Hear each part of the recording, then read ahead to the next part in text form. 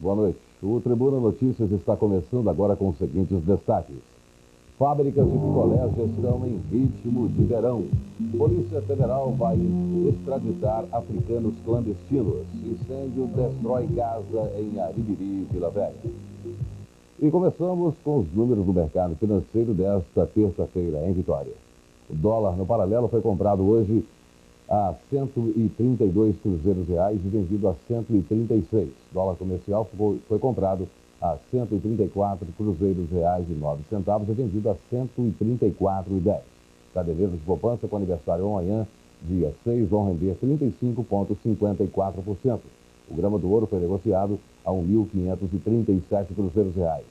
O mercado de ações em São Paulo fechou hoje com alta de 2,8% e alta de 4,9% no Rio de Janeiro. E pequena reação dos preços do café desta terça-feira. O arábica tipo 4 despolpado bebida mole ficou em 9.200 cruzeiros reais a saca. Arábica tipo 7, 8,100. Conilon tipo 7 com até 10% de broca, 7,100. E o Conilon tipo 7, 8 com mais de 10% de broca, 6.450. Entrou em vigor hoje o decreto que obriga as indústrias farmacêuticas a usarem o nome genérico dos remédios. Os donos das farmácias prevêem muita confusão com a mudança. Até hoje, o remédio sempre foi conhecido por este nome, colocado em destaque na embalagem que indica a marca do produto. As substâncias ativas que compõem o medicamento ficavam em segundo plano. Um bom exemplo é a famosa Novalgina. O nome da marca pode ser facilmente visualizado. Já o nome genérico do produto quase não dá para ler. O nome Bactrim está espalhado na embalagem deste antibiótico, mas as substâncias ativas que compõem o medicamento só podem ser encontradas na bula.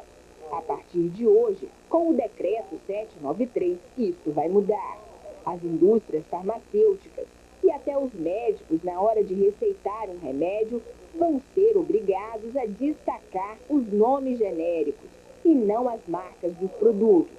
A Novalgina, o Bactrim e outros 5.000 nomes de marcas vão perder o lugar de destaque. Os donos das farmácias já estão prevendo confusões. Se você chegar numa farmácia e pedir uma dipirona, você vê que existem 5, 6 laboratórios que fabricam dipirona. Será que o proprietário de farmácia vai ser consciencioso em fornecer o medicamento que custa mais barato para o consumidor? É uma pergunta que eu deixo no ar. 3 homens armados assaltaram no início da tarde de hoje a transportadora da Lara em Viana. Eles roubaram um Gol branco, 2 talões de cheque, cartões de crédito e 300 mil cruzeiros reais em dinheiro. Os assaltantes fugiram no carro em direção ao sul do estado. Policial militar acusado de roubar uma TV de um outro assaltante. A verdadeira vítima é uma dona de casa. O drama da dona de casa, Sulenir Vargas, começou no dia 12 do mês passado. Sulenir estava na casa onde morava, em Bela Vista, Cariacica, quando 2 homens armados invadiram a casa e roubaram uma TV a cores e um videocassete. Sulenir acionou a Polícia Civil e um dos assaltantes foi preso por investigadores da Delegacia de Jardim América. Só que o bandido também tinha sido assaltado. Segundo ele, um policial militar do 7º Batalhão de Cariacica levou a TV e o vídeo. Assustada, Sulenir mudou de bairro e agora está morando na Glória, em Vila Velha. Por segurança, ela não quis ser filmada. Sulenir procurou a PM, mas até agora não recuperou o prejuízo.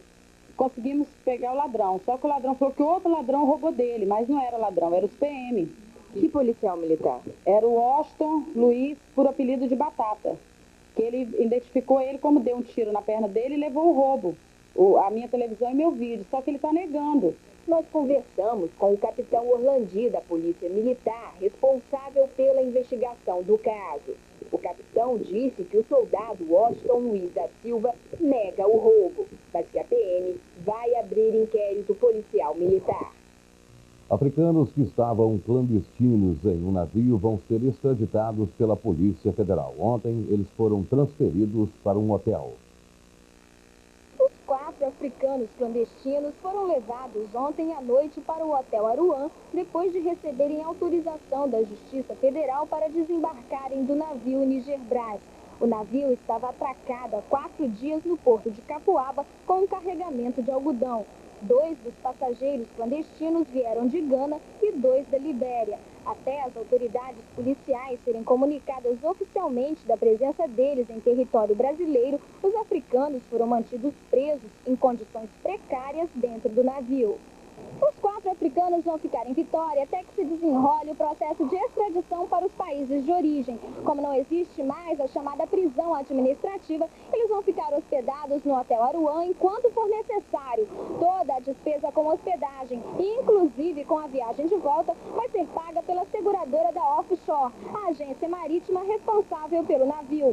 No hotel, os clandestinos são vigiados 24 horas por dia por 2 agentes da Polícia Federal. E por ordem da Polícia Federal Marítima, eles estão incomunicáveis. Incêndio destrói casa em Aribiri, Vila Velha. O fogo durou menos de 20 minutos. O corpo de bombeiros não pôde fazer nada. O incêndio começou por volta das 8 horas da manhã. Como a casa era de madeira, o fogo se espalhou rapidamente. Os bombeiros chegaram logo, mas não conseguiram evitar o prejuízo. Em menos de 20 minutos, tudo virou cinza. A inquilina da casa, a vendedora de roupas Maria das Graças Duarte e o irmão dela, Amarildo Duarte, saíram cedo para trabalhar. Como não tem dinheiro para pagar creche, tiveram que deixar as crianças em casa. Na hora que o incêndio começou, Danilo, de 4 anos, Poliana, de 6, e o pequeno Douglas, de 2 anos, estavam sozinhos em casa. As crianças contam que elas estavam brincando com fósforo. Foi aí que o fogo começou. Os bombeiros acreditam que houve vazamento de gás e o fósforo provocou o fogo.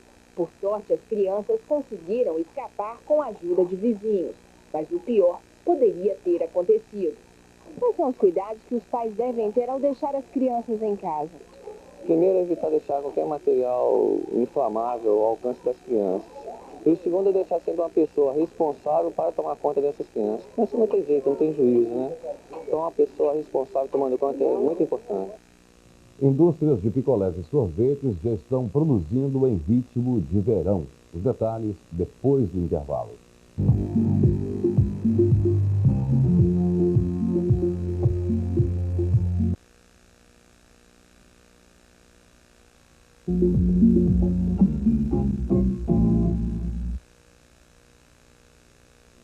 Previsão do tempo segundo o Centro Regional de Meteorologia e Climatologia para amanhã no Espírito Santo.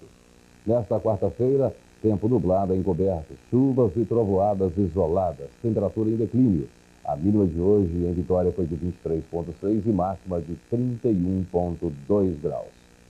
Fábricas de picolés e sorvetes já estão produzindo em ritmo de verão. Os empresários do setor não querem entrar numa temporada de muito calor. O verão ainda não chegou, mas o clima já está tão quente que até parece. Para escapar do calor, o brasileiro tem uma receita infalível: praia, cerveja e muito sorvete. Nos meses mais quentes do ano, a procura por picolés e sorvetes triplica. Esta fábrica, que fica em Vila Velha, ocupa o 3º lugar em vendas no país e é a maior empresa de sorvetes de capital nacional. A fábrica produz 15 milhões de picolés e 4 milhões de litros de sorvete por ano. 70% são vendidos entre os meses de outubro e fevereiro. Apostando no verão, a fábrica investiu neste ano 4,5 milhões de dólares na compra de novos equipamentos. Esta máquina, por exemplo, é uma das mais modernas que existe no país no setor de picolés. A máquina pode produzir 10 mil unidades por hora. Apesar dessa capacidade de produção da fábrica para atender a demanda provocada pelo calor, os 160 funcionários têm que trabalhar em até 3 turnos. E você sabe como o sorvete é feito? A produção começa neste tanque, onde os ingredientes básicos do sorvete são misturados e pasteurizados por 30 minutos. Depois, o produto é homogeneizado e refrigerado em outras máquinas e vai para maturação por 2 horas, onde o sabor é definido com adição de frutas ou chocolate. Agora, o sorvete já está pronto para virar pasta e ser consumido.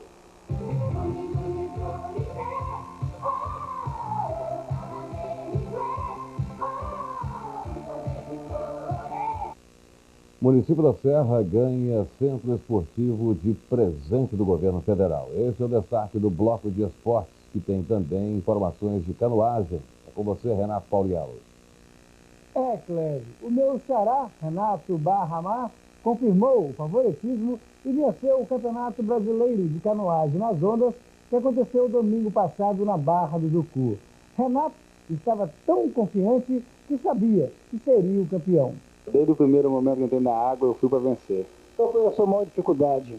A minha maior dificuldade foi a última bateria, que eu peguei Marco Andrei, o Carioca, na final, e ele, para mim, é considerado um dos melhores. E para mim foi a maior dificuldade que eu tive. E agora, Renato, qual vai ser o próximo passo? Ou melhor, a próxima remada? A próxima remada é treinar para o próximo campeonato e juntar pontos para o Mundial. O município da Serra ganhou um excelente presente do governo federal.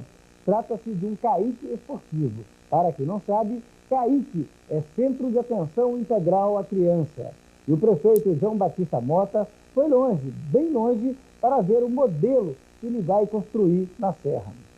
Eu, governador do estado, e o secretário nacional dos esportes, Márcio Braga, estamos indo hoje, repito,